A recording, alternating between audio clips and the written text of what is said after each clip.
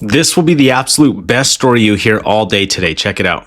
Bro, you're never gonna guess what my son did this morning and what God did this morning. Literally yesterday afternoon, my son got a plastic bag and filled it with a bunch of his favorite animal toys, his favorite predators. And he said, I want to give this to my friend, Yohanan. And I was like, okay, those were, pricey. But in my mind, I said that and I was like, okay, yeah, we can talk to his mom. Maybe we can give that. He's like, I want to mail it. And I was like, well, we're not going to mail it, but we can definitely give it to him.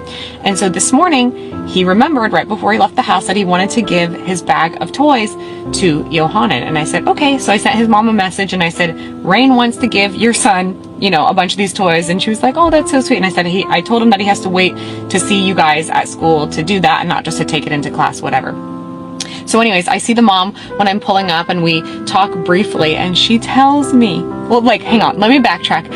I asked my son this morning, I said, what made you want to give all of those toys to Yohanan? It's pretty generous. It's like a lot of the predators of the animal kingdom toys that he has.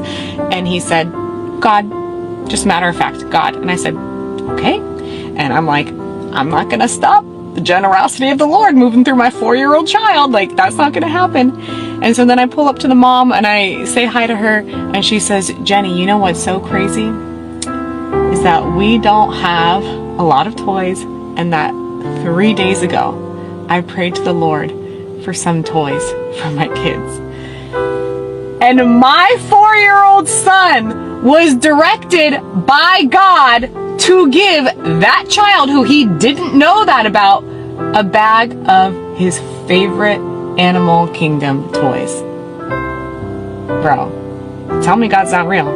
Tell me God's not real. I will never believe that. Bro. God can speak to a 4-year-old, I'm telling you.